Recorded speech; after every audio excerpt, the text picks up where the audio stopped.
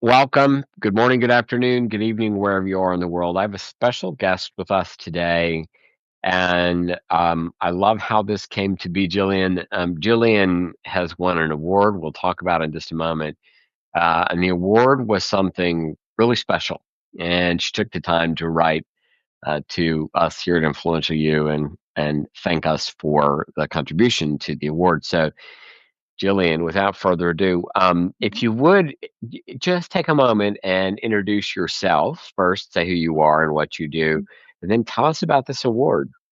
Yeah, sure. It's great to see you, John, and thank you for the opportunity to brag a bit. I got to say, I am very proud of what's going to open up. So I'm Jillian Formentin, obviously, and I'm an engineer, and I work in Western Australia. So it's that western half of Australia, and I'm the head of engineering for a company called the Wood Group. So we're an operations engineering company, and we provide engineering services. And my part of the company does services all throughout Western Australia, the Northern Territory, and into Asia. So, but I'm a stepmother and wife, and a very proud engineer. And recently, I was awarded Australian Professional Engineer of the Year, which I must say was a huge surprise to me. Like, I am a very active, proud engineer in the community, and I do a lot of different work. And I've had a career that's I think, made a very big difference. And it's been hugely validating to have all my peers and the body of Engineers Australia agree that my career's made a difference. And yeah, and I called you, John, to talk about how this came about, because it certainly didn't happen by accident. It took some quite Mm. deliberate creation of my identity and some work that I've done with Influential You to have that come about. So it's yeah, I kind of, for myself, I want to kind of pick apart, well, how on earth did I do that? So Well, I love that you're talking about your identity because fundamentally, one of the things that we teach here is we talk about your career or your identity. And most people don't go to work on, as we talk about it, upping my identity or upping the value of my identity and also lowering the cost of my identity. So there's a big, big part of what we teach here that's about the importance of that identity in the marketplace in which you make your living. So I would love to find out more about what you did to to have that happen. How did this happen? well, I've always been well, career oriented, people would say. Like, I think as I was growing up, people would say, "Oh, yes, Gillian, she's very, very career oriented." But I wasn't very good at being able to really place myself and drive my career in the direction I wanted. Like, if people said to me, "Oh, what do you want to be doing in 10 years?" Or, that question used to drive me a bit nuts, actually. Like, how do you answer that? Right. But it would be about 10 years ago, I was in a quite productive and I'll even say lucrative consulting career as an engineer. I was consulting in a number of different areas, mostly safety leadership and, helping teams, develop better outcomes. And I'd done a lot of study to get to the point where I was able to do that and do that well. And but this craving was kind of emerging in me to be able to do that independently, or how do I actually drive my career? And that's when I took on doing FOT. So it's about Mm, 2016 when I did that. And still, I wasn't quite sure where I wanted that to go. Um, but I started getting very deliberate. I started putting together a lot of the thinking I already have, but in a way that allowed me to shape the way I really occurred to people, and my ability to transact and understand more about the way um, my strengths made a difference. yeah. Stop working so much on the things that I wasn't so good at, which was a bit strange for me, because I was always look for the gaps and then better yourself kind of person. I said, no, what if I just sort Right. of embraced what I'm really great at? And one of the things I discovered in FOT was um, I'm a master of narrative, and I was Yeah. able to, and in the work I mean, look at the different kind of personality types, and I had a lot of difficulty working out what I used to say that I was divergent. I'm all of them, right? But it was all to be I didn't like the mask. I didn't want to be responsible for, like, who I am as an engineer because I do bring quite a different expression. So Mm, I fully stepped into I am the performer of all engineers, and I found myself a niche that really made a difference. And then, about 4 years ago, 5 years ago, I had what I would occur to me forever to feel like a bit of a surprise opportunity to direct a smaller company that I'm in now of engineers, and it's one of the most proudest things I've ever done. I mm, worked with this team as I went through big corporate change, and some of the um, some of the things we did was, it's definitely the technical knowledge and being able to work through the technical issues and solve the problems. It's certainly still important, but the thing that made the really big difference was my ability to create context for people that were going through changes and be able to continue to mm, connect to the business and make sense of what they were doing and be able to make requests that made a difference upstream and downstream in the business. Um, mhm. and then, yeah, and like some of the other things that all sort of felt like it came together, but I did really step into my fullest expression of my love of engineering and my ability to articulate that and be able to create my identity with groups of people. I also stepped into opportunities to get better known, like I took on creating a podcast series for the company I was Mm. with. Um, Wow. and it wasn't just to kind of do things for the sake of doing them. It was because I loved it. I could really embrace the strength of being able to create a narrative for myself and also others where maybe, people with a personality type that was more inventor or judge or even producer, which is the mass of the people that I work with, they love having a narrative created in partnership for them. So people would start loving to hear the way that they showed up, like Yeah. and that and I don't know now, I'm just sort of that's occurring to me just as I'm saying it. I think that's been the thing that's made the difference. Like where I could partner people in creating narrative, they heard themselves, they heard the industry they love, they heard the commitment that they have come to life in the narrative I was creating with them and around them. And the industry have just loved that from me, So when It's yeah. yeah, it's worth taking a moment and making this very, very clear Mm, because you're not the first person to express this sort of result out of the FOT or the fundamentals of transaction program. And so I thought I would just do this. Didn't plan on showing slides, but mm, I'll just point to this to give people a frame of reference. And so what you've said is that you found yourself embracing where you're really valuable, mhm, and that's the narrative part of the transaction cycle. So here on the screen, we've got performer over at 3 o'clock, and that's the part of the transaction cycle where performers are best at narrative. By the way, at the top, inventors are great at long term vision. Down at 6 o'clock, they're great at getting things done, and over there at 9 o'clock, they're good at telling the rest of us what's wrong with our ideas. But you've certainly mastered understanding your value and the narrative that you're so good at. But then this other piece that you just said, you started to be able to offer other people a narrative about themselves. Is that how you're saying mhm. it? Yeah, about themselves and the industry they work in. So I often would find, like particularly if there's a meeting room where we're dealing with a particular issue, I might say something like, all right, let's just pause for a minute and let's create a bit of context for what we're dealing with. Yes. This is what I think's happening.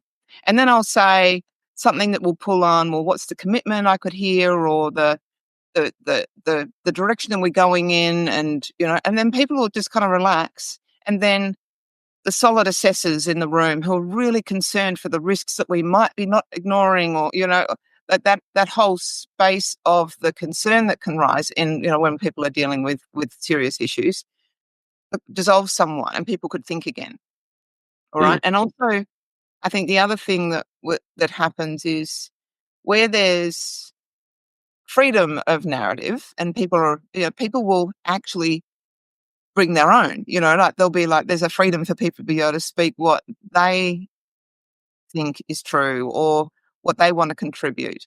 So they'll often, like for instance, if what we're dealing with, and a good example I like is if there's particular safety concerns or something that we're dealing with that could actually be like a real danger, it's Yeah. critically important that people, particularly the ones who are often the strongest judges, are the ones with the knowledge and the assessment. It's critically important that they can speak up and they're free to able to share the way the issue arises for them. If Mm. there's not permission for narrative, people won't do that. They'll actually Do you they'll bog down. do you find that as an engineer that the majority of people around you are not narrative driven, but perhaps they're much more, critical minded. Maybe they're more what we would call inventors or judges or producers. Do you find yourself to be a performer in a sea of other kinds of personalities more often than that?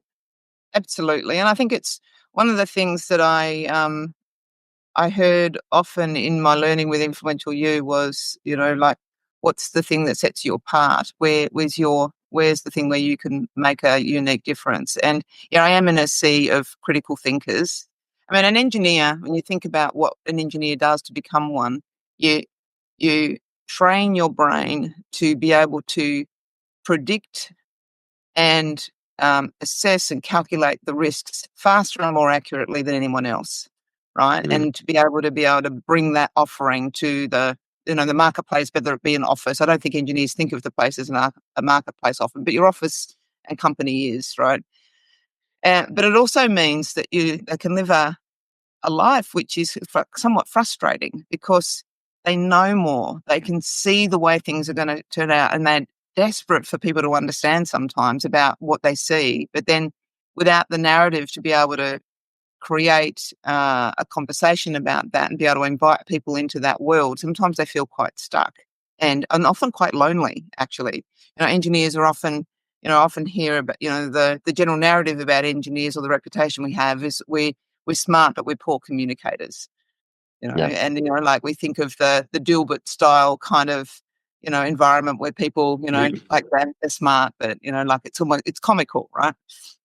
Right. Um, but I find, being, able to lead a team where, what I'm bringing is not more assessment. And look, I am a strong assessor. I can do that.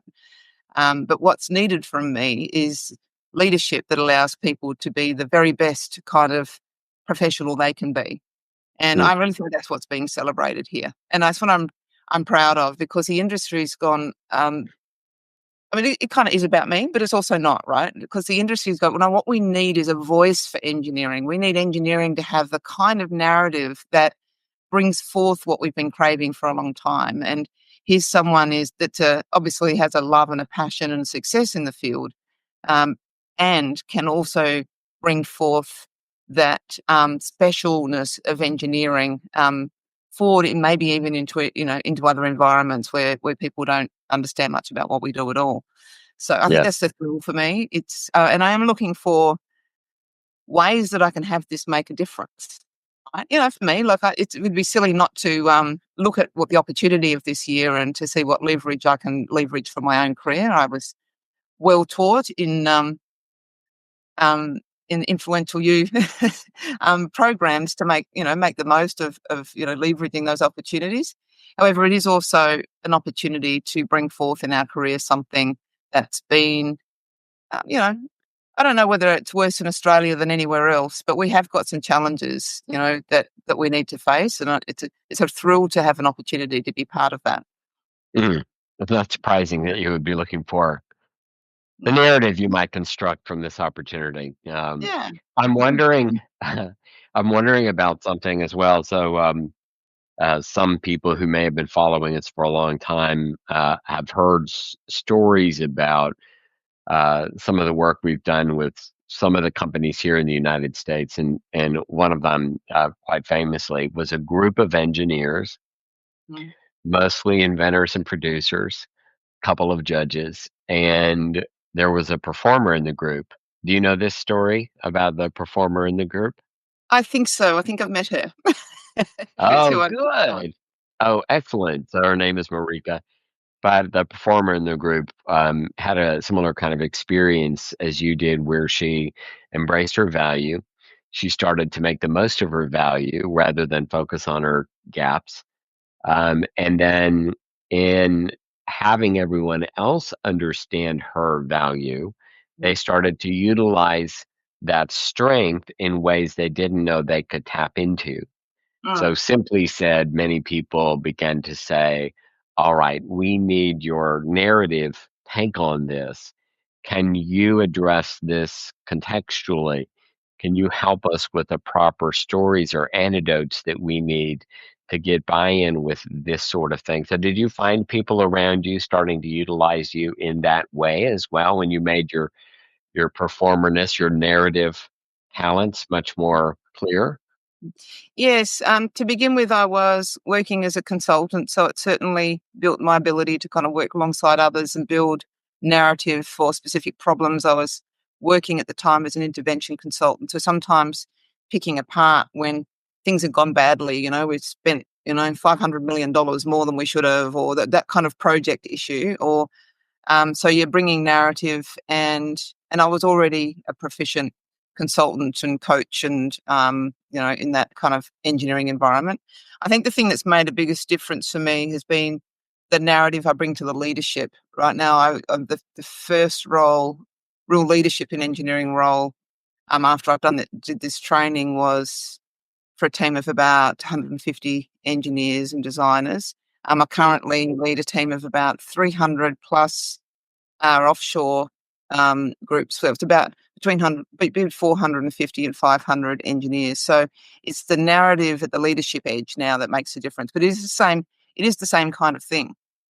Mm, It's like what's the the sense making of what we're out to do here, and it's like how people see themselves in that narrative, how the narrative occurs for our customers, how the narrative occurs for our business partners within the company, to make better outputs from our projects, and ultimately provide better service and make more money. That's what we're here for, right? So yeah. and it's exciting, it is, it occurs to me sometimes like it's an unfair advantage, something that occurs to me is so much easier than all the thinking and the strategizing and the assessing that I might have done in the past. Now I create context and speak pretty much, and Right. sometimes it's working out as it goes along, but it also brings the power of all that thinking and everything along with me. Mm, Like, I've got a magnificent team of very, very smart people that I work with. mm, Very, very smart people, and I like to think that they feel even smarter when they're around me. Hope for the right for the right reasons. Sounds funny, but they are magnificent. I authentically love them, and what they're in charge of is a huge challenge. You think about, if you've got a very critical mind, you can assess the risks very quickly, and you're not able to have other people around you understand what those risks are. That's a courageous life to keep fronting up to that every day, mm, and that's what engineers do. So right. it's great to work with them and maybe ease the pain a little. I like to think I do that, but also more importantly, I think give them an outlet to be able to fulfill on what they want to with their careers, and make sure that what they understand is heard by the people that matter. Is there anything else that you would like to say just about this award, or what you hope it can bring to engineering in Australia? Um, well, I think the world's dealing with some issues at the moment, right? And there's all sorts of narratives these days that are kind of almost imposed on us, right? So I think part of the opportunity here is, if you are a leader who is leading teams of people and wanting them to be able to work securely, on what they're paid to work on, I think it's important to be able to continue to cut through some of the nonsense that's going around. So I think, Yeah. as part of, like, my opportunity to be even outside of my own everyday and working with other groups of people, there's an opportunity to help others lead through whatever nonsense they're also dealing with. So some of the opportunities that have come up, I'm speaking with the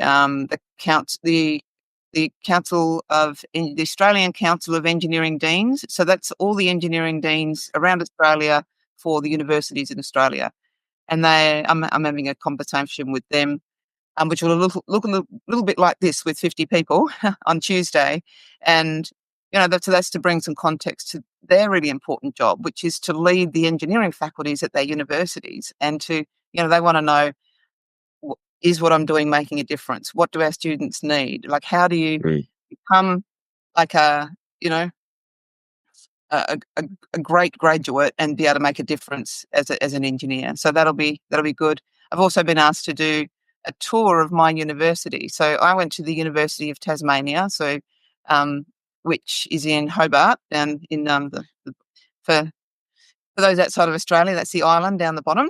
Um, Yep. And there's a real story. There's like little Tassie girl done good. They want to know that, graduates of the University of Tasmania can go out into you know, the big island, as they call it. We call it down there, and have a career that makes a difference. So I'm going to do a bit of a speaking tour there. I think there's also an opportunity to I've always had a big commitment for the diversity and inclusion of all sorts of different expressions in engineering. Like, engineering in Australia for a very long time was the domain of a very small group of people, really. We have a very multicultural environment, so it's critically important that immigrants to Australia that are trained engineers, we need their skills. So, like the inclusion of those people, some of the best engineers in the world come to Australia to work in our industries, and we want to make sure that their skills and their full expression is embraced. So there's a part there. Also, the gender diversity of engineering in Australia is still somewhat not where it needs to be. I think throughout my career, it's gone from about, I don't know, 12% to 16% or something like that. So it's Mm. much room for very, very smart women to come and be part of, this, I think, magical industry. But they need to be able to hear their expression in it. And often I find women may more likely be on that more narrative side of the transaction cycle that you showed a minute ago.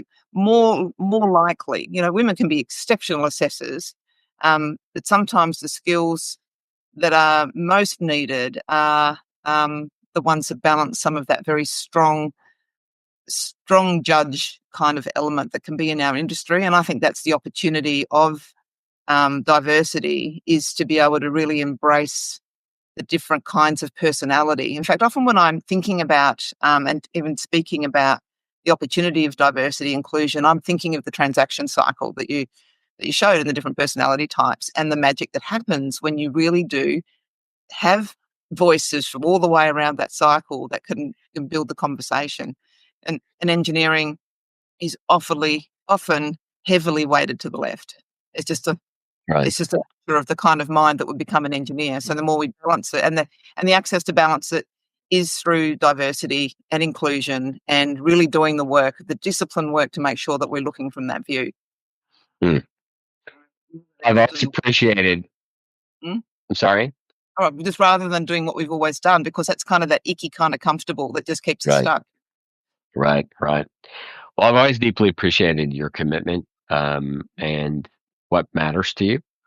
Mm, I think I've been well aware of what matters to you for most of the time I've known you.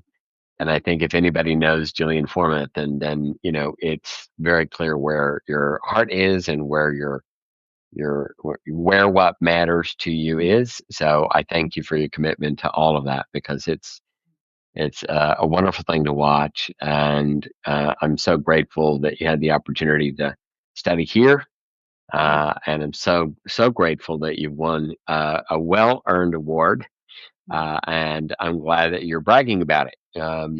I know that may be uncomfortable, but at the mm, same time, it makes the point you're attempting to make. We do need more women in engineering and in many roles throughout the United States and the globe and Australia and everywhere else, and diversity there's a fight against diversity here in the United States at the moment, which which is Good. Over my breakfast the other yeah, day, my appetite, it was shocking.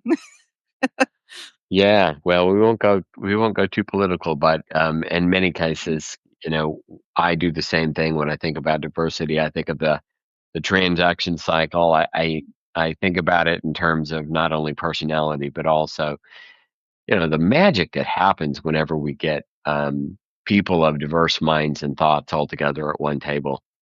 Yeah, I think we all do better. I think you're right, and I'm even just in this conversation, John. I'm thinking there is an opportunity to bring more sense to that whole conversation because the question of why diversity is an old one, right? And and we need to have good answers to that question. And I've certainly made sense of it through the study that I've been doing with Influential You because it makes it easier to understand and explain why diversity. I've found that because you need multiple voices and aspects for what you're dealing with in a transaction, in a set of transactions, and without welcoming those different voices and types of voices, you're always going to be weighted to the side of one or the other. Look, I mean, engineering, it's weighted to the left of the transaction cycle. In other industries, it's weighted to the right. There are some industries where it's all about fulfillment, and a lot of people forget why, and they lose results because they're not doing that. They're not doing that thinking. So, bringing the easiest way is to be bringing in different aspects, different personality types, Mm. different voices, and then looking not to minimize those voices, but to see, oh, where do they fit on the transaction cycle, and where do we need more of that? And that's, I find that just makes it easy. We're all around It for, does. maybe we got 100 years on the planet if we're lucky, right? Our useful period is, a lot shorter than that. I'm always looking for ways I can speed that up, and bring results to the front more quickly. And then I think that's what we've done here. So we'll see. It's really good. Well, I didn't plan on this, but in March of this year, we're going to be launching an open enrollment program of our team program, which addresses this very thing. And many of the breakthroughs that we produce in teams and in companies happens in this program. Yeah. So when we're done, I'll send you some more information about that. It may be very useful for you to know about. Okay. And we've never done an open enrollment program where people from different companies can all be a part of the same kind of training, but we're doing that as well. So that might be useful for you to know about. Great. Thank you. Mm, Yeah, of course. So listen, Jillian, again, such a pleasure to be with you. One more time, Australia Professional Engineer of the Year. It's not going to get old. Uh, I'm so proud. it's fine. It's fine. Yeah, I'm not. It's fine. You've earned it. All right. Well, I'm going to go out, and when I'm done, we can stick around and chat for just a moment. But thank you so much, and for everybody else that's watching, thank you for listening, and we'll see you next time.